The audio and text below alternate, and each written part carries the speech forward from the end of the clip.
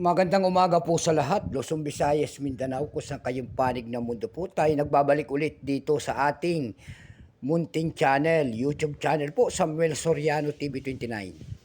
Para mag-discuss ulit ng another coins at ito po ay ating hilig pangulikta ng barya. Kaya ho tayo nandito nagsiselling ng kanilang mga halaga ang aking mga koleksyon para malaman natin ang kanyang presyo. Magandang umaga po sa mga nanonood doon sa aking FB page din po, Samuel Soriano po. Maraming salamat po sa mga nakapalo doon sa aking FB page. At yung mga nagsisend naman po ng star doon, thank you so much sa inyong lahat. Ayan, babatiin lang natin ang mga kolektor po ng Pilipinas po, kung saan kayong dako ng mundo po. Ayan, mga numismatis po, ayan. Maraming salamat din po sa lahat ng aking mga subscriber dyan, kung saan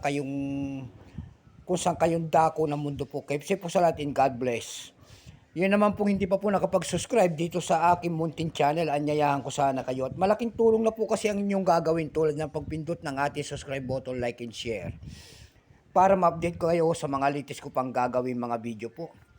Meron na naman tayong pag-uusapang barya para makita natin ang kanyang presyo kung magkano na talaga. Ito po ay pera po ng Saudi Arabia. 10 halalas po, year 1977 po. Pera po ng Saudi Arabia. Bago tayo magsimula, baka mayroon kayong mga ganito. Ayan, bultuhan po ang bili natin sa mga ganyan mga coins at hindi pa po kamahalan. Kahit sari-sari mga world coins po, basta bultuhan po ang ating bili. Bago tayo magsimula sa ating talakayan, kilalanin mo muna natin siya para malaman natin ang kanyang presyo. Issue po, Saudi Arabia, period, Khalifa bin Abdulaziz po, year 1975 hanggang 1982. Type nito standard circulation coins, years 1397-1400s po. Ayan, Islamic calendar.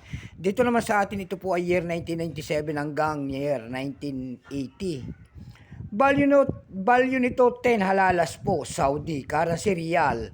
1960 up to date po, composition niyan ay copper nickel, may bigat lamang itong 4 grams.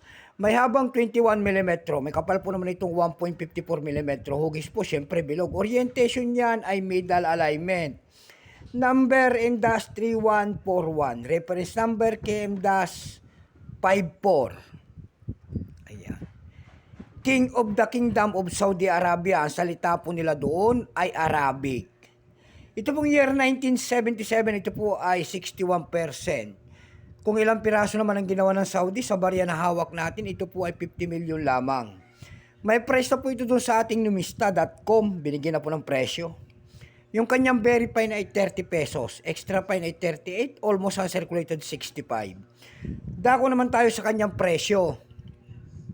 Doon sa ating ebay.com, nakakita ko tayo nagbebenta doon ng $7. Nasundan po yan ng $6 and then $5 po. Dako naman tayo sa Carousel PH. Sa Carousel PH po, ang seller po ay si Rose Darin po. Ayan. Binibenta niya po yung year 1977 niya na doon ay 2,500 po. Ayan, kaya kinuha natin yung kanyang pangalan. Mayroon naman tayo nakita doon na 180 po. Nagbebenta nito. Ayan. So hanggang dito na lamang po. Ayan, na lang po ang ating may babahaging kanyang presyo. Keep safe po sa lahat and God bless.